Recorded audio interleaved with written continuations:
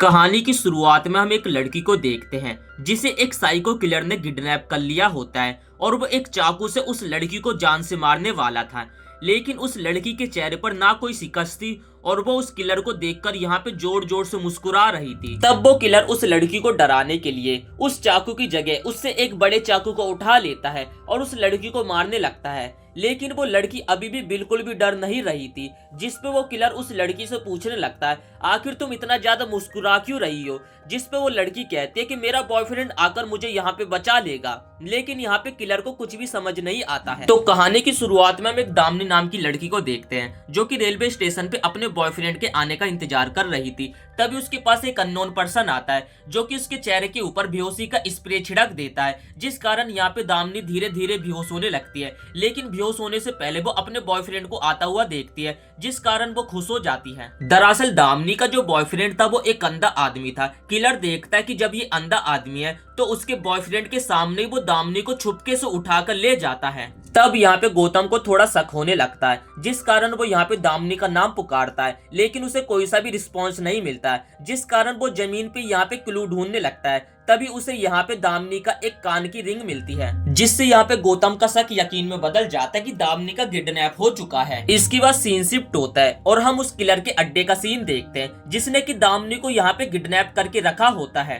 तभी हम यहाँ पे दामिनी जैसी एक और लड़की को देखते हैं जिसे कि उस साइको किलर ने यहाँ पे बांध रखा होता है और वो साइको किलर यहाँ पे बिना कुछ सोचे समझे एक बड़े से धारदार चाकू से उस लड़की का सर धड़ से अलग कर देता है और रातों रात वो उस लड़की की बॉडी को झाड़ियों में जाकर फेंक देता है। सुबह ये बात पुलिस वालों तक पहुंचती है, जिस कारण पुलिस वाले उस लड़की की डेड बॉडी का इन्वेस्टिगेशन करने के लिए पहुंच जाते हैं। इसी शहर में हमारा मेन कैरेक्टर हीरो गौतम भी रहता है जो कि बचपन से ही ब्लाइंड है और वो कुछ भी देख नहीं सकता है और उसे दामिनी नाम की एक रेडियो कंपनी में काम करने वाली लड़की को सुनना काफी ज्यादा पसंद है और वो घंटों तक रेडियो पे दामिनी की आवाज सुनता रहता था, जिस कारण गौतम को यहाँ पे दामिनी से एकदम तगड़ा वाला प्यार भी हो जाता है। लेकिन अभी तक ये प्यार बस वन साइडेड था, क्योंकि दामिनी को नहीं पता था कि गौतम नाम का एक लड़का उससे प्यार करता है और यहाँ पे गौतम को दामिनी की पल पल की खबर रहती कि दामिनी आखिर जाती कहाँ पे है। इसलिए वो अपने दोस्त ढोलू की मदद लेकर दामिनी का हर जगह पीछा करता रहता है और एक दिन वो एक शादी में दामिनी का पीछा करते हुए पहुंच जाता है और वहाँ पे शादी में गाना गाकर वो दामिनी को इम्प्रेस करने की कोशिश करने लगता है और तभी यहाँ पे गौतम दामिनी को प्रपोज भी कर देता है, जो सुनकर यहाँ पे दामिनी को काफी ज्यादा गुस्सा आती है और वो गौतम को यहाँ पे काफी भला बुरा सुना देती है। लेकिन दामिनी ने अभी इतने जल्दी गौतम के प्रपोजल को नहीं ठुकराया था। वो गौतम के पास जाती है और कहने लगती है कि कल मैं एक जगह जाने वाली हूँ, अगर तुमने उस जगह पे जाकर मुझे ढूंढ लिया तो मैं तुमसे शादी कर लूंगी। इसलिए दामिनी यहाँ पे गौतम को एक तगड़ा हिंट देती है और कहती है कि कल का प्रोग्राम तुम ध्यान से सुनना। और यहाँ पे गौतम अगले दिन पूरा मन लगा के दामिनी की आवाज सुनता रहता है, जिस कारण उसे पता भी चल जाता कि आखिर दामिनी उससे कहाँ मिलने वाली है।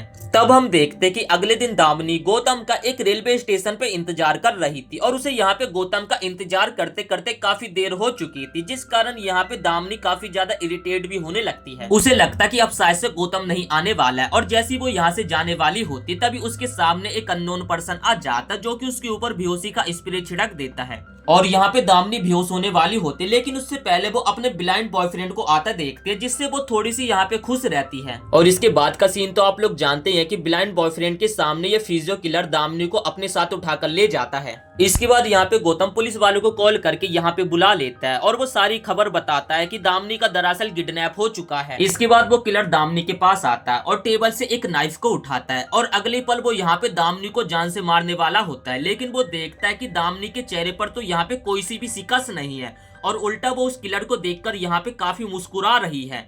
तब वो किलर कहता है कि आखिर तुम इतना मुस्कुरा क्यों रही हो, जिस पे दामिनी उसे कहते कि दरअसल मेरा बॉयफ्रेंड आकर यहाँ पे मुझे बचा लेगा तो मुझे डरने की बात तो कोई है ही नहीं। तब यहाँ पे दामिनी उस किलर को कहने लगते कि आज से 7 दिन बाद मेरा जन्मदिन है, अगर 7 दिन के अंदर मैं गौतम के पास नहीं पहुंच पाई तो 8वें दिन गौतम मुझे कहीं से भी ढूंढ निकालेगा। ये सुनकर वो किलर यहाँ पे दामिनी को मारता नहीं है और साथ ही उसके यहाँ पे चैलेंज को एक्सेप्ट कर लेता है। इसके बाद हम उस किलर को देखते हैं जो कि एक ओला ओवर के माध्यम से एक लड़की को बेहोशी का स्प्रे छिड़क कर उसे यहाँ पे बेहोश कर देता है और अपने अड्डे पे यहाँ पर लेकर आ जाता है। दामिनी की जगह वो किलर उस लड़की के हाथ पैर को बांध देता है और अगली पल उस लड़की के यहाँ पे सर को धड़ से अलग कर देता है, जो देखकर यहाँ पे दामिनी काफी ज्यादा डर जाती है। जिसके बाद वो किलर दामिनी के पास आता है और उसे कहने लगता है कि अगर 7 दिन के अंदर तुम्हारा बॉयफ्रेंड यहाँ पे नहीं आया तो मैं तुम्हारे बॉयफ्रेंड का सर काट के तुम्हारे हाथ में ही रख दूंगा। अब अगले दिन ये किलर उस लड़की की डेड बॉडी को भी उसी तरीके से फेंक देता है जैसे कि इसने पिछली डेड बॉडी के साथ किया था। तभी यहाँ पे ऑफिसर मुथ्थू अपने सीनियर को बताता है कि दामिनी के फादर ने इस बात का खुलासा किया कि ये डेड बॉडी दामिनी की नहीं है।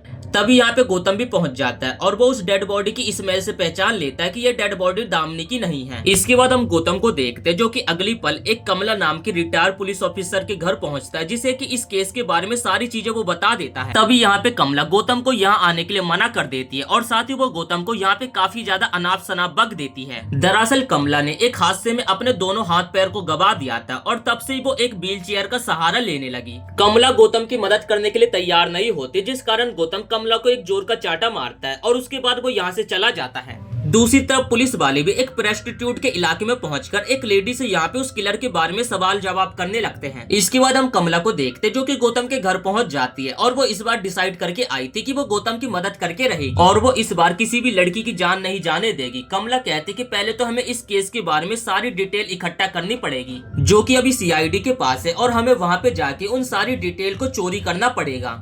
1 साल पहले कमला ने इस केस के ऊपर काम किया था, जिस कारण उसे पता है कि सारे सबूत आखिर कहाँ पे रखे होंगे। कमला की हेल्प की मदद से गौतम बिना किसी देरी के सीआईडी के हेडक्वार्टर पहुंच जाता है सारे सबूतों को चोरी करने के लिए। तभी हम देखते कि यहाँ पे गौतम के ऊपर कोई नजर रखा हुआ था और पीछे से गौतम को पकड़ लेते हैं। तभी यहाँ पे ऑफिसर मुथ्थू आ जाता है जो कि अपने घर की चाबी को भूल गया था और वो यहाँ पे अपने घर की चाबी को लेने के लिए आया था अलमारी से लेकर और वो वापिस चला जाता है।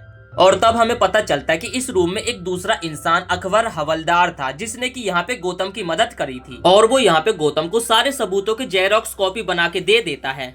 खैर जब यहाँ पे गौतम सारी डिटेल्स को लेकर घर पहुंचता है तभी यहाँ पे कमला को पता चलता है कि टोटल अभी तक 14 लड़कियां किडनैप हो चुकी हैं। जिसके बाद वो लोग यहाँ पे इस केस के बारे में डिस्कशन करने लगते हैं और अगले दिन सुबह होते ही वो लोग उन सभी फैमिली के घर पहुंचते हैं जिनकी बेटियां किडनैप हो चुकी थी। तब यहाँ पे उनके फैमिली मेंबर्स बताते हैं कि जब उनकी बेटी घर आ रही थी तभी रास्ते से वो अचानक से गायब हो गई। ये सारी बातें सुनकर यहाँ पे गौतम को थोड़ा सा अटपटा लगता है और उसके बाद गौतम हर उस जगह पे पहुंच जाता है जहाँ पर उन फैमिली मेंबर्स की लड़की अचानक से गायब हुई थी। तब गौतम एक बार नोटिस करता जहाँ से भी लड़कियां अचानक से गायब हुई थी वहाँ पे एक सरकारी डस्टबिन था। तब यहाँ पे गौतम और कमला को लगने लगता है कि जब वो लड़कियां अपने घर आ रही होंगी तभी उन लड़कियों को डस्टबिन के पास कुछ अनोखी चीज दिखी होगी जिस कारण वो डस्टबिन के पास रुकी होंगी। तब यहाँ पे गौतम आसपास के बच्चों को बुलाकर इस बारे में पूछने लगता है, जिसपे यहाँ पे एक बच्चा बताता है कि हमने एक रूपा नाम की लड़की के हाथ में एक प्यारा सा पपी देखा था। पपी का इस केस में आने के बाद ये लोग यहाँ पे सोचने लगते हैं कि शायद से वो किलर एक प्यारे से पहले पपी को खरीदता होगा और उसके बाद उस पपी को लेकर डस्टबिन के पास बांध देता होगा और जब वहां से डस्टबिन के पास से कोई लड़कियां गुजरती होगी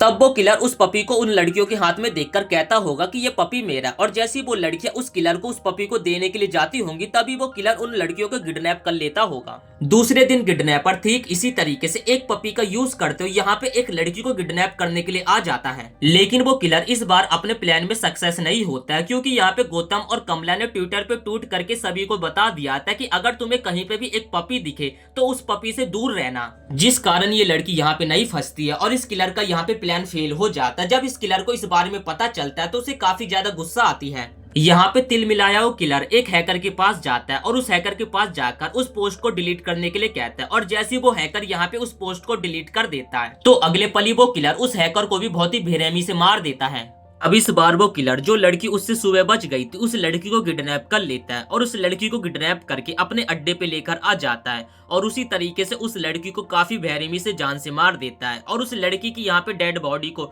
इस बार वो गौतम के घर के बाहर छोड़ देता है और उसमें एक मैसेज भी लिखा होता है, हैप्पी एडवांस बर्थडे। गौतम उस लड़की की डेड बॉडी को सूंघता है तभी उस लड़की की डेड बॉडी से उसे अजीब सी बदबू आने लगती है, जिस कारण वो अपने दोस्त ढोलू को 2 पिग लाने के लिए कहता है, एक व्हाइट और एक काला। इसके बाद गौतम अपने साथियों को बताने लगता है कि इस लड़की और पिछली मरी हुई प्रोस्टिट्यूट लड़की के बॉडी से उसे एक काले और व्हाइट पिग की बदबू आ रही थी। जिसके बाद वो लोग एक एक करके सभी पिग फार्म में जाकर इस बारे में जांच करने लगते हैं, लेकिन किसी भी पिग फार्म में इन्हें कोई यंग मालिक दिखाई नहीं देता। सभी लोग यहाँ पे उन्हें बूढ़े ही दिखाई देते हैं। इसी दौरान मुत्थु को पता चल जाता है कि गौतम और उसके साथी पिग फार्म में जाकर इस केस के बारे में जांच कर रहे हैं। इसी तरीके से मुत्थु एक फार्म में पहुंचता है और उस फार्म का मालिक वही किलर होता है जो कि उन लड़कियों को बेरहमी से जान से मार रहा था। पुलिस वाले को देखकर किलर काफी ज्यादा घबरा जाता है और वो उस पुलिस वाले को बेहोशी का इंजेक्शन लगा के उसे बेहोश कर देता है और उसके बाद अपने अड्डे पे लेकर आ जाता है। तभी हम यहाँ पे दामिनी को भी देखते हैं, जिसे उस किलर ने उसी रूम में किडनैप करके रखा होता है जिस रूम में वो अपने गुनाह को अंजाम देता है।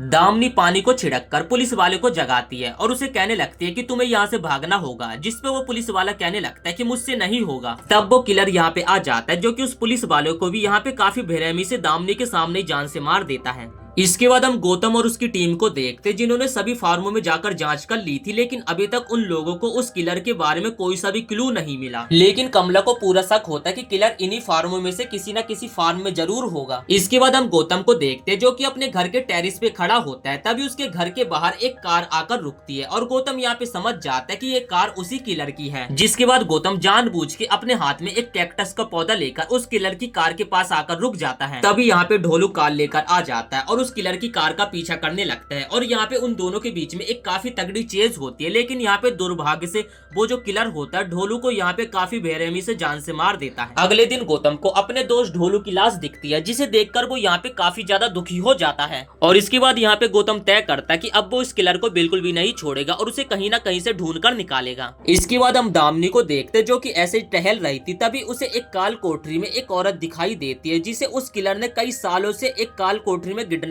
करके रखा हुआ है। तब वो औरत बताती है कि मेरा नाम रेचल है और मैं उंगली मार की एक टीचर थी। तब रेचल बताती कि उंगली मार बचपन में एक अनाथालय में पढ़ता था और मैं उसकी टीचर थी। मैंने उसे बचपन में एक सजा दी थी जिसका बदला वो आज मुझसे चुका रहा है। जिसके बाद हम कमला को देखते जिसने मैप के ऊपर माचिस की तीलियां लगा दी थी, जिस कारण गौतम को मैप समझने में आसानी हो। गौतम भी यहाँ पे माचिस के सहारे मैप को एकदम बारीकी से समझ लेता है। इसके बाद हम गौतम और कमला को देखते हैं। कमला यहाँ पे गौतम को इशारे देती है और गौतम उसी के दौरान पे यहाँ पे कार को चला रहा था। इसके बाद उंगली मार दामिनी की आंखों पे पट्टी बांध देता है और उसे एक जगह पे लाकर बैठार देता है और यहाँ पे उसकी टीचर रेचल भी होती है। उसके साथ बचपन में जो भी घटनाएं हुई थी यहाँ पे उंगली मार अपनी टीचर के साथ करने वाला है। उस दिन उसकी टीचर ने उसे 60 बार डंडी से मारा था, जिस कारण यहाँ पे उंगली मार अपनी टीचर के सामने गिड़गिड़ाने लगता है। इन सब ड्रामे के बाद यहाँ पे उंगली मार दामिनी के पास आता है और उसे इस बार वो जान से मारने वाला होता है। तब यहाँ पे दामिनी पूछने लगती है कि ये बताओ आखिर वो पुलिस वाला कौन था। तब उंगली मार कहने लगता कि जब मुझे पागल ठहराकर पागल खाने लेकर जाया जा रहा था उस समय उस पुलिस वाले ने मेरे साथ गलत काम किया था, इसी कारण मैंने उसे जान से मार दिया। गौतम जैसे तैसे उंगली मार के पते पे पहुंच जाता है और जैसे वो फैक्ट्री के अंदर पहुंचता है तो यहाँ पे सिक्योरिटी अलार्म बजने लगता है, जिसे देखकर यहाँ पे उंगली मार एकदम सतर्क हो जाता है। गौतम को देखकर उंगली मार उसे मारने के लिए उसकी तरफ बढ़ने लगता है। तभी यहाँ पे पावर कट हो जाता है, जिस कारण उंगली मार को कुछ भी दिखाई नहीं देता है। असल में कमला की माँ ने इस पूरे इलाके की पावर को कट करवा दिया था। उंगली मार चारों तरफ गौतम को ढूंढने लगता है और कहने लगता है कि अच्छा ठीक है मैं हार गया, तुम जल्दी से बाहर आ जाओ। तब गौतम यहाँ पे उंगली मार के सामने आता है और यहाँ पे उंगली मार मौके का फायदा देखकर गौतम के पेट में चाकू घुसा देता है। तब यहाँ पे गौतम के पास एक गैजेट होता है जिससे वो उंगली मार को करंट लगा के यहाँ पे बेहोश कर देता है। इसके बाद यहाँ पे गौतम जंजीर से उंगली मार के पैरों को बांध देता है और उसके बाद दामिनी को बचाने के लिए पहुंच जाता है। दामिनी को छुड़ाने के बाद गौतम उसे अपने साथ ले जाने लगता है। तभी उंगली मार जोर जोर से चिल्लाकर कहने लगता है कि टीचर प्लीज मुझे अपने साथ ले चलो। उंगली मार की ऐसी हालत को देखकर दामिनी को उसके ऊपर तरस आने लगता है, जिसके बाद वो चाबी को लेकर जमीन पे रख देती है और जैसे उंगली मार चाबी को लेने के लिए उसकी तरफ बढ़ने लगता है तभी उसकी टीचर जो रेचल होती है उस चाबी को लेकर खा लेती है, जो देखकर उंगली मार उसके पास जाता है और उसके पेट को फाड़कर उसके अंदर से यहाँ पे चाबी को निकाल लेता है और अपने आप को आजाद कर लेता है। जब तक उंगली मार बाहर आता तो दामिनी और सभी लोग यहाँ से 9-11 हो चुके थे। अगले दिन दामिनी को प्रेस के सामने बैठाया गया और उससे सवाल जवाब पूछे गए, जिस पे दामिनी बताते कि मुझे उस किलर के अंदर कोई किलर नहीं दिखाई दिया बल्कि एक बच्चा दिखाई दिया जिसे कि सभी लोगों ने अकेला छोड़ दिया था और वो अपने अकेलेपन को बर्दाश्त नहीं कर पाया, जिस कारण वो एक किलर बन गया। और अगर मैं उसकी माँ या बहन होती तो उसे इतना प्यार देती जिससे कि वो एक साइको किलर कभी बनता ही नहीं। ये सब चीजें यहाँ पे वो साइको किलर देख रहा था। जो कि सुनकर उसे काफी ज्यादा गिल्ट महसूस होता है, जिसके बाद वो यहाँ पे मोक्ष की प्राप्ति के लिए खाई से छलांग मार के अपनी जान दे देता है। और इसी के साथ ये मूवी यहीं पे समाप्त हो जाती है। वीडियो पसंद आई हो तो वीडियो को एक लाइक करके चैनल को सब्सक्राइब जरूर से कर देना।